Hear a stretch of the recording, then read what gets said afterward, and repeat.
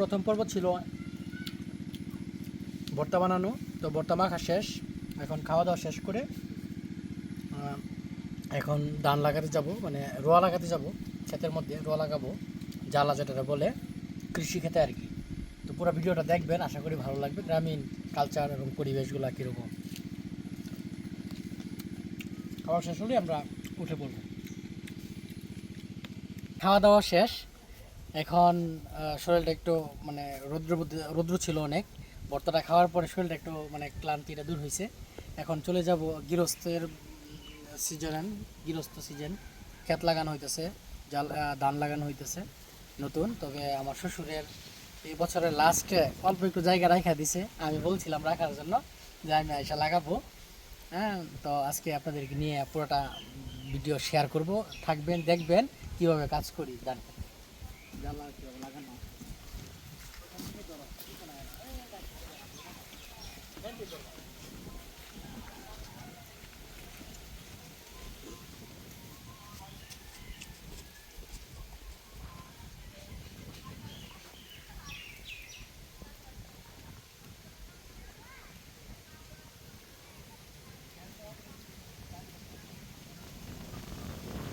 মামু ভাগনা ডিজিটাল কৃষক দেখতেছেন। ডিজিটাল কৃষকের কিন্তু আলাদা জুতা এবং মোজা লাগাই নিছি, কারণ কাজটা যেহেতু ডিজিটাল কৃষক ডিজিটালভাবে সব কিছু করতেই হোক। তবে চলুন আমি খেতে আমরা নেমে যাবো।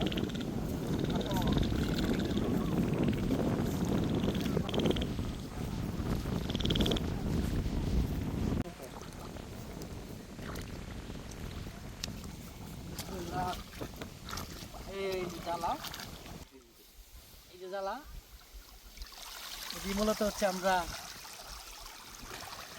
লাগায়াম। চলো বাকিনা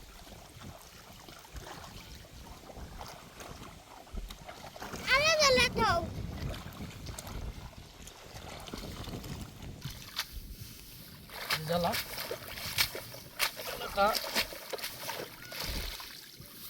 আমার খুব ভালো লাগে। ধান লাগানোটা আসলে খুব আনন্দ হয়। কৃষকের সবচেয়ে আনন্দ হচ্ছে এই গৃহস্থ বাড়ির যে ধান লাগানো যে মুহূর্তটা, সিজনটা খুবই আনন্দের। এবং ধান যে কাটা হয় ওই সিজনটা অনেক আনন্দের। তবে এখান থেকে আমি শুরু করব বিসমিল্লাহ বইলা। এগুলো সব আমার শ্বশুরের জমি, লাগানো হয়ে গেছে সব। আর পিছনে যে পাহাড় দেখা যাইতেছে, মেঘালয় পাহাড়। বিসমিল্লাহির রহমানির রহিম, বিসমিল্লাহির রহমানির রহিম।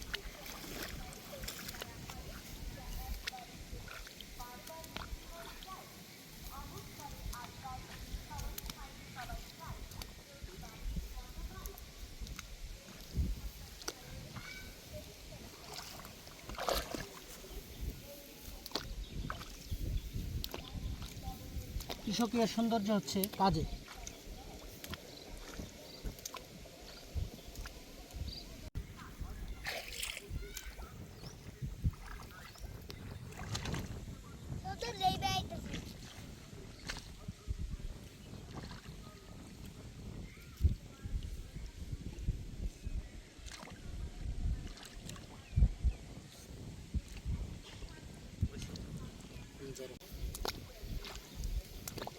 তিনটা করে জ্বালা দিতে হবে মিনিমাম।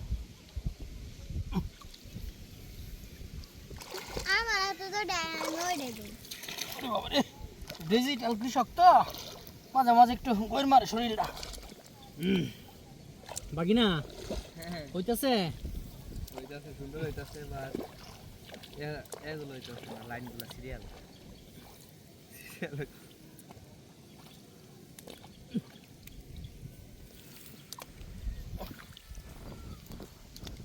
এটা পড়ছে বাকি না। হ্যাঁ, কমরে আইব, সমস্যা নাই।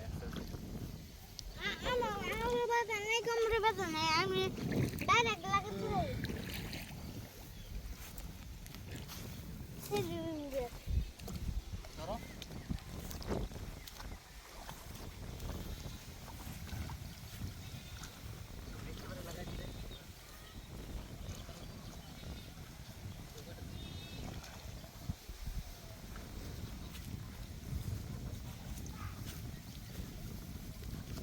কৃষি সব কাজে কিন্তু পারি কম বেশি, কিন্তু রেগুলার একটা জিনিস যখন চর্চা থাকে তখন এটা কিন্তু একটু আলাদা ফাস্ট থাকা যায়, যে কোনো কাজ কিন্তু সবসময় করা হয় না, এই জন্য একটু স্লো। চেষ্টা করতেছি, তবে 2-1 দিন এটা লাগাইতে পারলে ঠিক মতো অক হয়ে যাবে। আর ক্ষেতের সাইডের মাটি একটু শক্ত, এই জন্য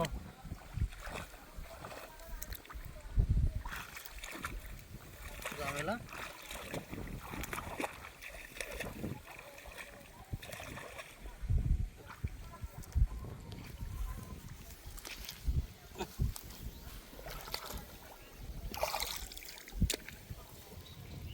বাকি না এক কাটা তো হয়ে গেছে নাকি?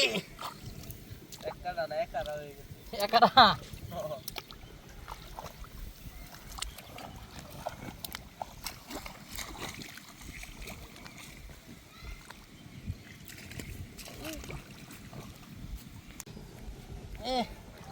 এমন ডিজিটাল কি সব হয়েছে, আমার পা খেতে তো উঠতে পারতাছি না।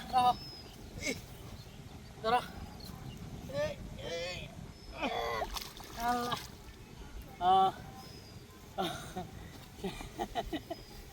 যাই হোক বন্ধুরা, চেষ্টা করছি যথাসাধ্য করার জন্য, যতটুকু পারছি করছি। আপনারাও ট্রাই করতে পারেন, যাদের গৃহস্থী আছে, তার ধানি ক্ষেত আছে। চলো এখন আমরা গিয়া কচু খেতে যাব, কচু উঠাবো, খাওয়ার জন্য কিছু প্রসেস করবো।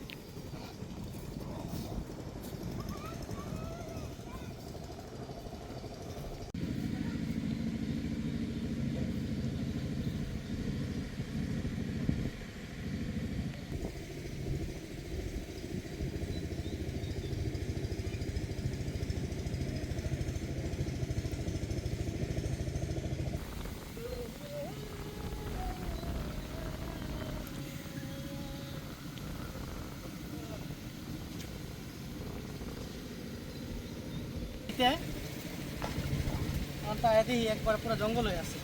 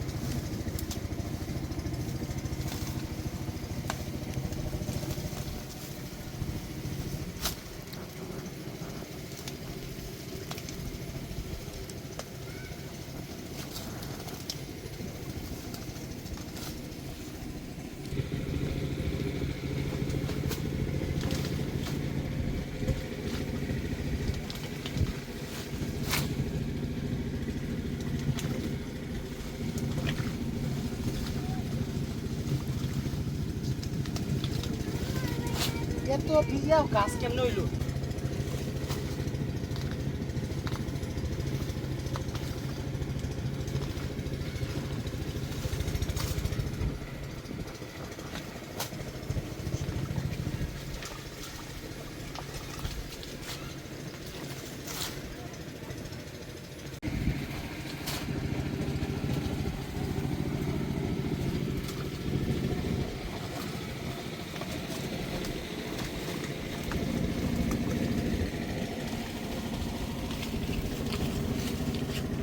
আমার বাগিনা কাজ করিতে করিতে যে আমাদুরি দিয়ে কাঁধে লয়ে আসতেছে, এই যে সে আছে আমার বাগি।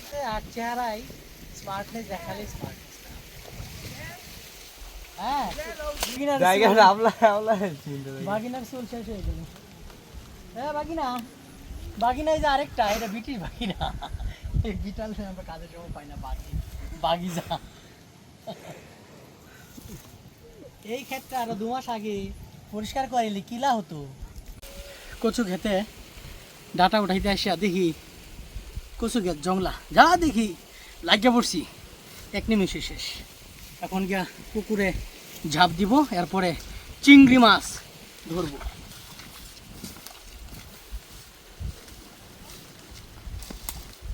না আমার নিয়ে দাও বাবা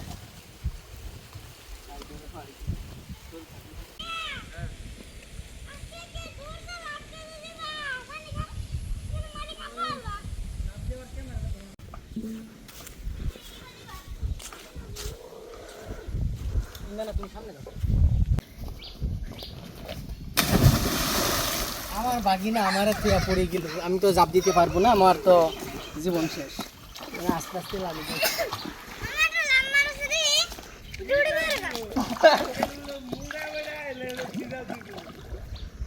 বরবাদ হয়ে গেল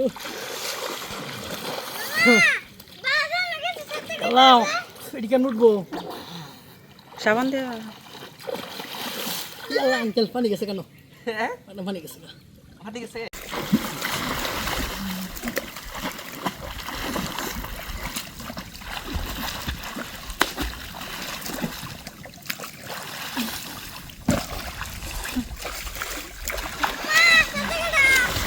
পাড়টা তো বসাও পাড়টা চল বার হয়ে গেছে দি ও বাবা